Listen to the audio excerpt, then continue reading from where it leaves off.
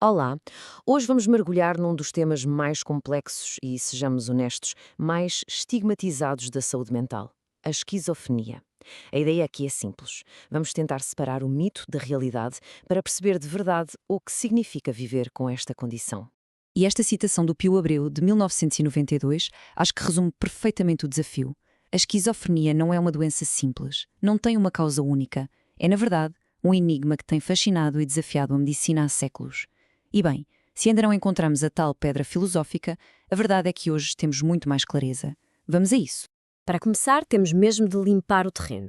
Antes de percebermos o que a esquizofrenia é fundamental desconstruir primeiro as ideias erradas que andam por aí. Então, afinal, o que é a esquizofrenia? Bom, no fundo, é uma condição que afeta o pensamento e a forma como se percebe a realidade. E vamos já esclarecer o maior mito de todos. Não tem absolutamente nada a ver com dupla personalidade. Nada. Podemos pensar nisto mais como um curto-circuito no cérebro, que acaba por interferir na maneira como a pessoa pensa, como sente e como age. E isto leva-nos logo a outra ideia muito errada, a de que a esquizofrenia é uma espécie de sentença, de que o declínio é inevitável. Mas a realidade é muito, muito mais esperançosa. Olhem para os dados. O percurso de cada pessoa é diferente. Para a esmagadora maioria, a recuperação não só é possível, como é o mais provável. Apenas uma minoria enfrenta desafios mais contínuos. Agora é que já temos uma base, vamos aprofundar um bocadinho. Como é que esta condição se manifesta? A experiência não é igual para toda a gente, claro, mas podemos organizá-la em três grandes dimensões de sintomas. Isto ajuda-nos a ter uma imagem mais nítida. Primeiro, uma distinção que é super importante. Na neurose, uma pessoa pode estar em grande sofrimento, ansiosa, deprimida, mas mantém o contacto com a realidade.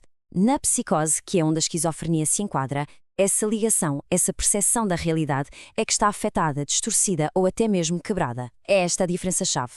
E uma forma muito, muito útil de perceber os sintomas é pensar neles como positivos e negativos. Mas atenção, positivo aqui não quer dizer bom. Sintomas positivos são coisas que são acrescentadas à experiência normal. Pelo contrário, os sintomas negativos são coisas que são retiradas, de capacidades que se perdem. Vamos espreitar os sintomas positivos mais de perto. Os delírios são aquelas crenças muito fortes, inabaláveis, mas que não correspondem à realidade. Por exemplo, acreditar que se está a ser perseguido. As alucinações são experiências sensoriais que não têm uma fonte externa, como ouvir vozes que mais ninguém ouve.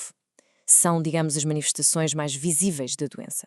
E depois temos os sintomas negativos. Estes são muitas vezes menos dramáticos, mais subtis, mas têm um impacto brutal no dia-a-dia. Representam uma perda. A perda da expressão emocional no rosto, a perda de iniciativa, a dificuldade em encontrar palavras para falar ou até a perda da capacidade de sentir alegria. E para fechar o quadro, temos a terceira dimensão, os sintomas desorganizados. Isto refere-se basicamente à dificuldade em organizar os pensamentos. E isso pode manifestar-se num discurso que parece não fazer sentido nenhum, ou em reações e emoções que parecem completamente desajustadas à situação. Ok, já percebemos melhor o que é. A grande pergunta agora é: por que é que acontece? Vamos avançar para o modelo que, hoje em dia, melhor explica a origem da esquizofrenia. É uma abordagem que, isto é muito importante, retira completamente a culpa do indivíduo. Este é o chamado modelo de vulnerabilidade de stress. E esta é mesmo uma ideia-chave. Ninguém escolhe ter esquizofrenia. A teoria diz que algumas pessoas nascem com uma predisposição, uma vulnerabilidade, que pode ser biológica ou genética. Mas essa vulnerabilidade, por si só, pode não significar nada. É o encontro com um fator de stress forte ao longo da vida que pode então servir de gatilho. A melhor maneira de imaginar isto é com a analogia do copo d'água. Pensem assim, a nossa vulnerabilidade é o tamanho do copo. O stress da vida é a água que vai enchendo esse copo. Alguém com uma grande vulnerabilidade, ou seja, um copo mais pequeno, precisa de muito menos água, de muito menos stress, para que o copo transborde e se desencadeie um episódio. Faz sentido, não faz? Sabendo disto, a pergunta seguinte é: como é que se trata? A medicação é sem dúvida crucial, mas está longe de ser tudo. Vamos agora olhar para uma nova esperança, uma abordagem terapêutica que está a mudar vidas ao dar ferramentas e poder às próprias pessoas para gerirem os seus sintomas. E essa abordagem é a terapia cognitivo-comportamental, mais conhecida como TCC. É importante dizer que a TCC não substitui a medicação, mas trabalha lado a lado com ela. E em vez de se focar só em eliminar os sintomas, foca-se na pessoa ensinando estratégias muito práticas para lidar com os pensamentos e as percepções mais difíceis. Um dos primeiros passos, e se calhar um dos mais poderosos, é a psicoeducação. A terapia começa por explicar o que se está a passar, por normalizar a experiência. Mostra que muitos destes sintomas são, no fundo, uma resposta extrema ao stress. Só isto já ajuda a reduzir imenso o medo e a culpa. E estabelece uma base de controlo com a ideia de que ter um pensamento não é o mesmo que agir sobre ele. Muito bem, mas vamos ver como é que isto funciona na prática.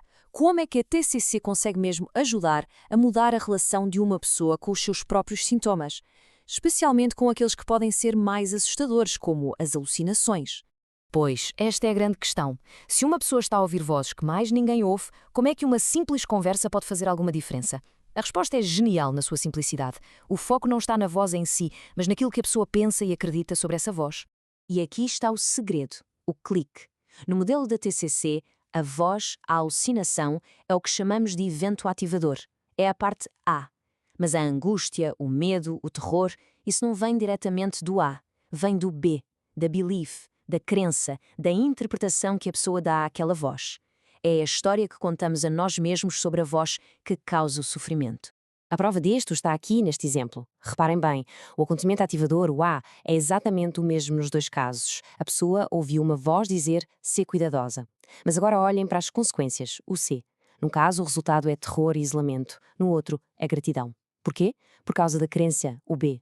A interpretação que cada um deu à mesmíssima voz mudou por completo a sua experiência emocional. E, portanto, o objetivo principal da terapia moderna não é necessariamente fazer as vozes desaparecer. É ajudar a pessoa a mudar a sua relação com elas. É passar de uma interpretação assustadora, como a do diabo, para uma que cause menos sofrimento, dando à pessoa muito mais controle e poder sobre a sua própria mente. E terminamos com esta reflexão. No fundo, para lá dos diagnósticos, dos rótulos e dos sintomas, há sempre uma pessoa. Uma pessoa com uma história única a tentar dar sentido a uma experiência que pode ser absolutamente avassaladora. E se calhar, a verdadeira compreensão não vem do rótulo, mas sim de ouvir essa história.